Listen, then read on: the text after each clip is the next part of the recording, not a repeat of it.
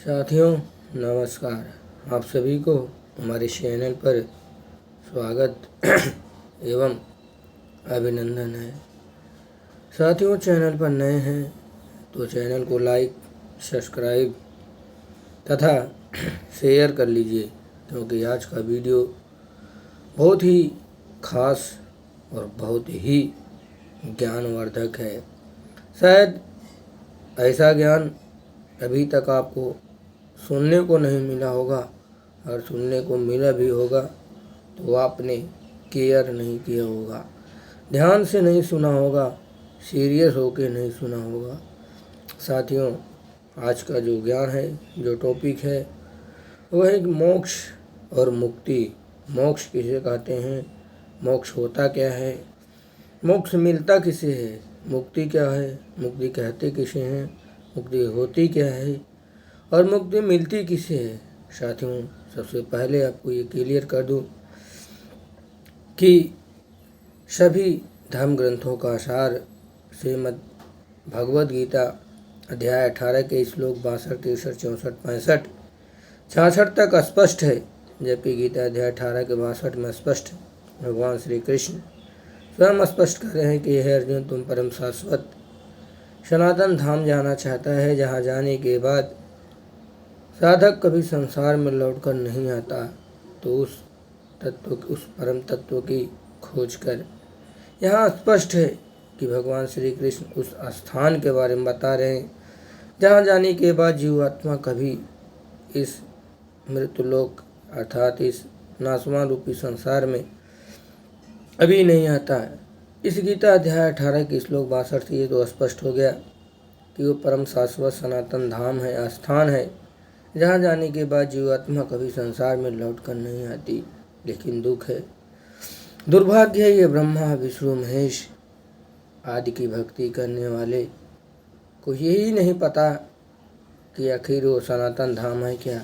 ये जितने भी गुरु, महर्षि, पंडित, आचार्य, शंकराचार्य, आज जितने भी धर्म के ज्ञाता विद्वान माने जाने वाले लोगों को यही नहीं पता। वो आज भी लोगों को मूर्ख बना रहे। वो कहते हैं कि परमात्मा निर्गुण है, निराकार है, चेतन है, आत्मा उसमें ऐसे जाके मिल जाती है जैसे समुद्र में पानी मिल जाता है। इन मूर्खों को यही नहीं पता कि वो परम शाश्वत सनातन धाम है क्या, वो स्थान क्या है।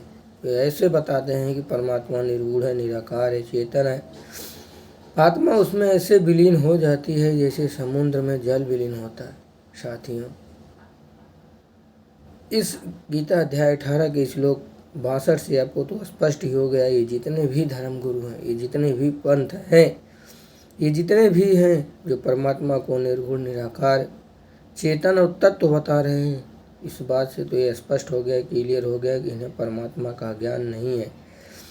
चाहे वो किसी भी संप्रदाय से हो, चाहे वैष्णव संप्रदाय से हो, चाहे शिव संप्रदाय से हो, नागा संप्रदाय से हो, किसी भी संप्रदाय से हैं, चाहे शंकराचार्य हो, इस बात से तो ये स्पष्ट हो गया, क्लियर हो गया, इन्हें तो परमात्मा का ज्ञान नहीं है, न ही इन्हें परमात्मा मिले। इसीलिए ये परमात्मा को निर्गुण, निराकार, चेतन मानते हैं और ब्रह्मा विष्णु महेश को उसी परमात्मा का स्वरूप, साकार स्वरूप मानते हैं। साथियों, जबकि ये उनकी अज्ञानता है, ऐसा कहीं नहीं लिखा है। गीता अध्याय 14 के श्लोक 3, 4, 5 में स्पष्ट है कि मैं ब्रह्म, दुर्गा मेरी पत्नी, और दुर्गा से उत्पन्न रजगुण, रजसतम गुण। साथियों, एक सवाल यहाँ पे और आता है कि ये जितने भी गुरु हुए, चाहे कालांतर में हुए, चाहे आज हुए, चाहे जब से सृष्टि बनी है तब से किसी ने आज तक ये स्पष्ट नहीं कर पाया कि आखिर रजसतम क्या है, ये तीन गुण क्या है।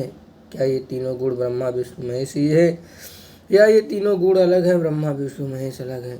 साथियों, श्रीमद् देवी भागवत महापुराण ने स्पष्ट कर दिया कि रजगुण ब्रह्मा, सदगुण विष्णु, तमगुण शिव जी हैं। मार्कंडेय पुराण में मार्कंडेय ऋषि ने भी कहा है कि स्वयंभू प्रभु परमात्मा ने अपने आप को 3 रूपों में विभक्त किया, सदगुण विष्णु, तमगुण शिव, रजगुण ब्रह्मा। यही 3 देव हैं और यही 3 गुण है। लेकिन आज तक कालांतर में जितने भी ऋषि, महर्षि, ज्ञानी, पंडित, आचार्य, शंकराचार्य जितने भी हुए, किसी को यही नहीं पता कि ये रज सतम क्या है। वो बोलते हैं कि जो श्री कृष्ण के भक्ति करती हैं वो श्री कृष्ण को बोलते हैं कि श्री कृष्ण रास्ता त्रिगुण मई माया से परे है।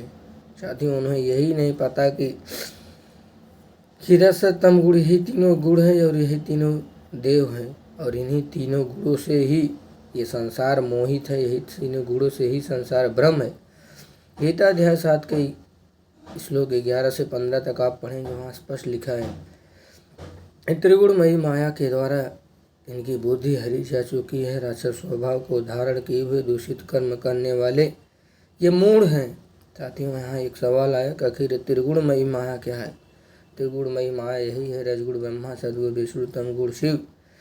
इन्हीं के द्वारा ये पूरा संसार भ्रमित है और इन्हीं की भक्ति कर रहा है, इससे आगे की सोच नहीं पाते। इसीलिए गीता अध्याय 7 के 15 में ब्रह्म स्वयं कह रहा है कि माया के द्वारा जिनकी बुद्धि हरी जा चुकी, राक्षस स्वभाव को धारण किए हुए दूषित कर्म करने वाले मूढ़ मुझको नहीं भजते।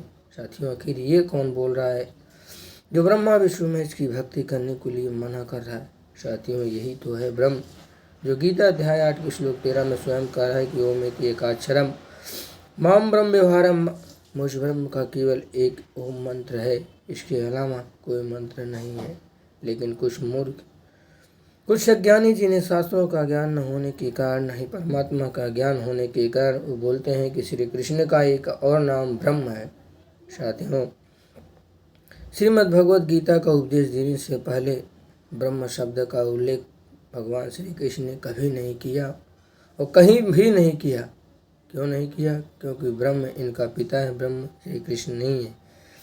ब्रह्मा विष्णु महेश 3 लोक के राजा हैं, 3 लोक के भगवान हैं, 3 लोक के ईश्वर हैं, 3 लोक के परमात्मा है। 3 लोक के अंदर जो भी क्रियाएं होती है वो सब इनके द्वारा ही घटित की जाती है।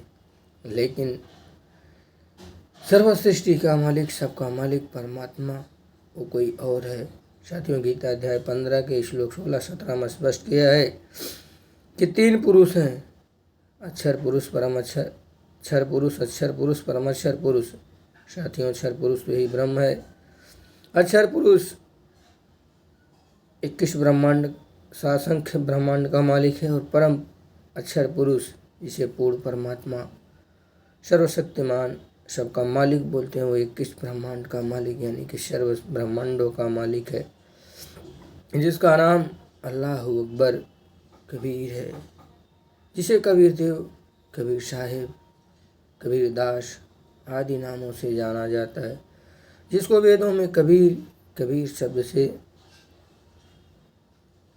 परिभाषित किया गया है। लेकिन दुख है, दुर्भाग्य है कि कबीर जी की आंखों देखे हुए लीलाओं से ये जितने धर्म गुरु बन बैठे हैं, जो धर्म के ठेकेदार अपने आप को मान बैठे हैं, जो सनातन धर्म के हितैषी मान बैठे हैं, उन्हें यही नहीं पता कि कबीर जी की जो लीलाएं हैं, शायद वो लीलाएं ब्रह्मा विष्णु महेश भी नहीं कर पाते।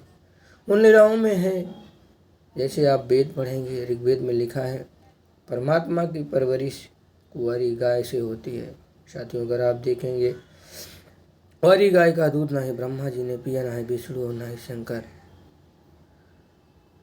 अगला है कि परमात्मा किसी भी से शारीरिक संबंध नहीं बनाता, ना जाए शारीरिक संबंध नहीं बनाता, क्योंकि वो परमात्मा है, वो पूर्ण परमात्मा है, जगत उसकी संतान है। कोई बाप अपने ही औलाद से नाजायज संबंध या संबंध नहीं बनाता। इसलिए साथियों, कबीर जी की ना कोई पत्नी थी, ना कोई पुत्र थे, जबकि एक तरफ अगर आप देखेंगे ब्रह्मा विष्णु महेश की पत्नियां हैं, बच्चे हैं। साथियों, ये भी पूर्ण परमात्मा नहीं है। साथियों, परमात्मा उसी को कहते हैं जो समर्थ हो, जिसके शब्दकोश में असंभव शब्द न हो, जिसके यहाँ ये नहीं हो सकता, इसका विधि के विधान में हम हस्तक्षेप नहीं कर सकते। ये जितने भी वाक्य हैं ये परमात्मा के शब्दकोश में नहीं है। परमात्मा समर्थ है, सर्वशक्तिमान है, इसीलिए तो उसको हम परमात्मा कहते हैं, जो सब कुछ समर्थ हो। साथियों, देखेंगे अगर आप, कबीर जी ने गाय को जीवित किया, कमाल को जीवित किया, कमाली को जीवित किया, रामानंद को जीवित किया, शेख तबकी को जीवित किया, सिकंदर लोधी बादशाह का जलन का रोग ठीक किया। साथियों, परमात्मा समर्थ होता है तो सब कुछ करने में समर्थ होता है। अगर आप एक तरफ देखें, भगवान श्री कृष्ण के सगा भांजा अभिमन्यु महाभारत में मारा गया, लेकिन उसको भी श्री कृष्ण जीवित नहीं कर पाए। क्यों नहीं कर पाए? क्योंकि उसकी उम्र पूरी हो गई थी, उसकी आयु शेष नहीं थी। ये ब्रह्मा विष्णु महेश उन्हीं की जीवित कर सकते हैं जिनकी शेष आयु बाकी है, अर्थात जिनकी उम्र अभी भी बाकी है, जिनकी उम्र पूरी हो चुकी है। ब्रह्मा विष्णु महेश कभी भी जीवित नहीं कर पाते। अगर ये जीवित कर पाते तो भगवान शिव की पत्नी पार्वती स्वयं अग्निकुंड में जलकर राख हो गई, उन्हें जीवित कर देते, नहीं जीवित कर पाए।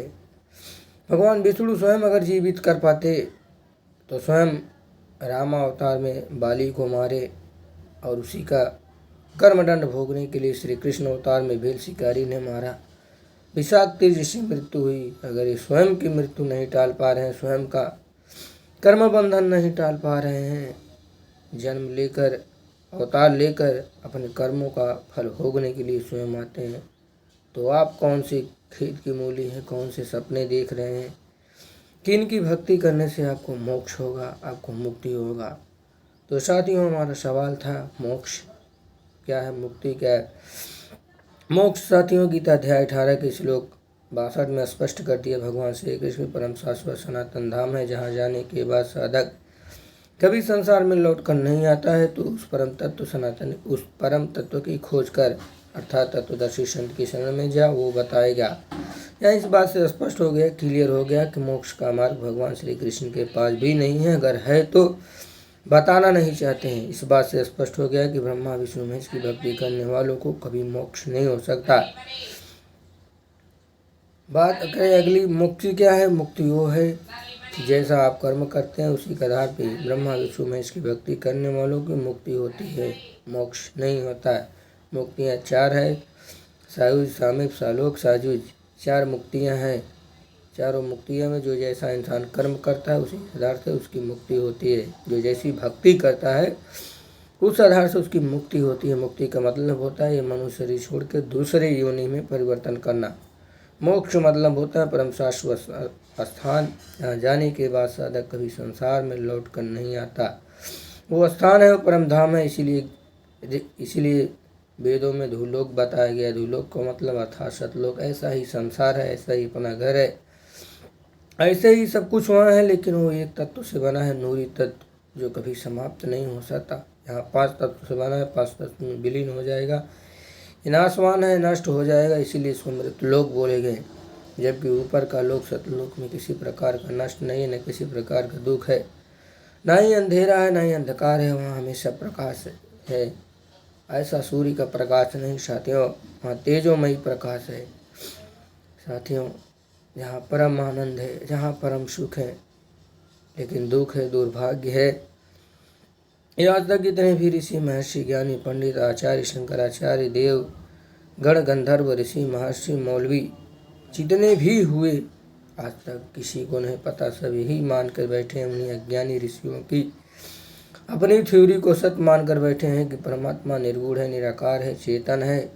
उसमें आत्मा ऐसे जाके मिल जाती है जैसे बोध समुद्र में मिल जाता है। एक पंथ है संत निरंकारी, अगर देखेंगे तो साथियों सबसे मूर्ख और निहाय पंथ है निरंकारी, जो बोलता है कि परमात्मा शरीर में है। उसका मानना है कि आत्मा परमात्मा एक ही है, ब्रह्म जीव एक ही है, सब कुछ एक ही है, बाप पुत्र दादा सब एक ही है। साथियों, ज्ञान न होने के कारण लोग कुछ भी बकते हैं, लेकिन साथियों इन्हें ये नहीं पता कि आज के लोग पढ़े लिखे हो गए, बुद्धिजीवी हो गए। ये कलयुग चल रहा है, कलयुग केवल नाम आधारा सुमेर सुमेर न उतरे पारा। कलयुग में परमात्मा को पता है कलयुग नष्ट होने वाला है, और इसी में सौभाग्य है कि सभी योनियों में से ज़्यादा मनुष्य योनि सबको प्राप्त हो रही है। इसका सौभाग्य है, इसका आपके पिछले जन्मों का पुण्य है, आपकी बड़ी कृपा है कि आपको मनुष्य शरीर मिला है। ईश्वर ने आपको मौका दिया है, इस मौके को मत गवाओ, इस मौके को लाभ उठाओ। इसीलिए कलयुग में परमात्मा उन्हीं महापुरुषों को मिले, अपना गवाह बनाए, ताकि आगे आने वाली पीढ़ी प्रमाण देखे, साक्ष्य देखे और सद्भक्ति करके मोक्ष प्राप्त करे। उन्हीं महापुरुषों में महाकवि संत रविदास जी महाराज, मीराबाई, घीसादास, मलुकदास, संत रविदास जी महाराज, संत गरीबदास जी महाराज, संत नानक देव जी महाराज, संत तुकाराम जी महाराज, संत गाडगे जी महाराज, ये जितने संत हुए ये सारे के सारे अगर आप देखेंगे, पहले भले ही रामकृष्ण ब्रह्मा विष्णु महेश किसी की भक्ति करते थे, लेकिन जब से इन्हें परमात्मा का साक्ष्य हुआ, परमात्मा का दर्शन हुआ, तब से ये कबीर पंथी बन गए। कबीर पंथी इसलिए बन गए क्योंकि कबीर के बताए हुए मार्ग पर चलना ही कबीर पंथी होता है।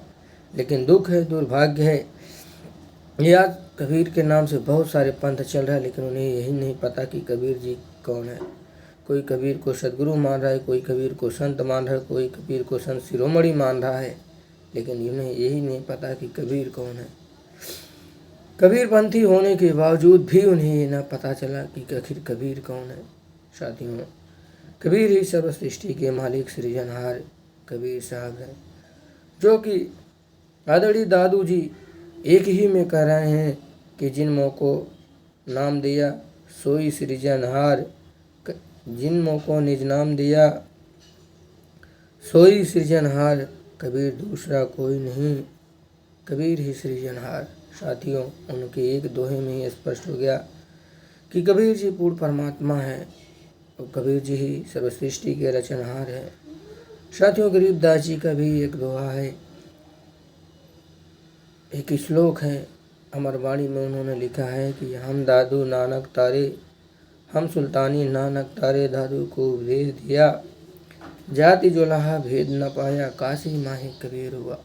साथियों, जिन महापुरुषों को परमात्मा कबीर देव जी मिले, उन्हें सतलोक दिखाया, उन्हें ब्रह्मा लोक, विष्णु लोक, शिवलोक, दुर्गा लोक, गणेश लोक, इंद्रलोक, वैकुंठ, स्वर्गलोक, सभी लोकों को घुमाकर एवं शाश्वत सनातन धाम दिखाया, जिसे वेदों में धुलोक कहा, संत भाषा में सतलोक कहा। साथियों, उस सतलोक की महिमा उन महापुरुषों ने शास्त्रों को नहीं पढ़ा।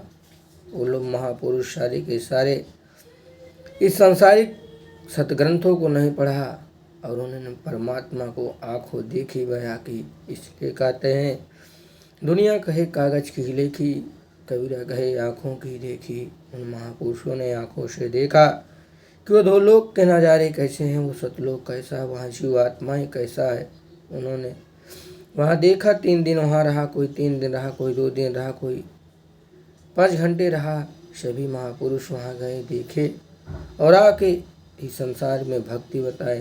लेकिन दुख है, दुर्भाग्य है कि इन नकली गुरुओं को, इन पंडितों को लोगों ने ज्ञानी मानकर इनकी बातों को एक्सेप्ट किया और उन महापुरुषों को रिजेक्ट कर दिया, क्योंकि उन महापुरुष पढ़े लिखे नहीं थे। कहीं न कहीं वो लोग किसी निचली जाति से थे, इसलिए समाज के लोग उन्हें एक्सेप्ट नहीं किया और उन्हें पीछे छोड़ दिया। और इन नकली अज्ञानी धर्म गुरुओं की बात मानकर, जो झूठे वेद शास्त्रों का हवाला देकर मूर्ति पूजा, तीर्थ व्रत आज बाह्य आडंबरों में फंसा कर रखे हैं, जिनको केवल अपनी रोजी रोटी के लिए लोगों के जीवन के साथ खिलवाड़ कर रहे हैं। साथियों, ये इनकी अज्ञानता है, ये इनकी अपनी बुद्धि है। इनको ये नहीं पता कि ये लोगों के साथ खिलवाड़ कर रहे हैं। इनके साथ कैसी दुर्दशा होगी, ये तो समय आने पर ही पता चलेगा और इन्हें समय आने पर ही बताएंगे। जबकि शास्त्रों में लिखा है कि अज्ञानी गुरु अज्ञानी चेला, नरक में भी करे ठेली ठेला, वहाँ भी यही हाल होगी। गरुड़ पुराण में भी लिखा है कि जो गुरु शास्त्र विधि को त्याग कर मनमानी भक्ति देता है अपने शिष्यों को, वो अगले जन्म में चूटी, अगले जन्म में कीड़े बनते हैं और उसके सारे चेले चींटी बनते हैं, जो सारे चींटी मिलकर उस कीड़े को खाते हैं, जीवित ही खाते हैं। लेकिन दुख है कि पिछले जन्मों की पूर्ण आत्माएं हैं, इनकी पुण्य बाकी है, इसलिए कुछ भी बकते हैं, लोगों के साथ हो जाता है। लोग चमत्कार मानकर इन्हें गुरु मान लेते हैं, इनके फॉलोअर्स हो जाते हैं और ही चंद दिनों में ये फेमस हो जाते हैं। लेकिन साथियों, फेमस होना पर भक्ति नहीं है। भक्ति तो वो है परम शाश्वत सनातन धाम, जिसको करने से शांति मिले, क्रोध ना हो, आपको रोग से मुक्त हो, किसी प्रकार का रोग ना हो, आपको शांति हो, मोह माया से दूर रहकर आप भक्ति करें, अपना काम भी करें। साथियों, आशा करता हूँ वीडियो आपको अच्छी लगी होगी, क्योंकि आपको ये तो पता चल गया कि मोक्ष क्या होता है, मुक्ति क्या होती है। ब्रह्मा विष्णु महेश की भक्ति करने वालों को मोक्ष कभी नहीं हो सकता, मुक्ति होती है। आप जैसा भक्ति करोगे वो ऐसा आपको लाभ देंगे। उनका काम है आपके किए हुए कर्मों का फल देना। आप जो भी भक्ति करोगे, जैसा व्यवहार करोगे वो आपको देंगे। तो इनकी भक्ति करने से आपको मुक्ति मिलेगी, मोक्ष कदापि नहीं, मुश्किल नहीं, यह संभव है। क्योंकि कभी इसीलिए कबीर साहब ने स्पष्ट कर दिया है कि दीन देव की करते भक्ति, उनकी कभी न हो यह मुक्ति। ये परम श्रीमद् देवी भागवत पुराण भी, शिव पुराण भी स्पष्ट कर रहा है कि ब्रह्मा विष्णु महेश अजन्मा नहीं है, इनके जन्म होते हैं, इनकी मृत्यु होती है।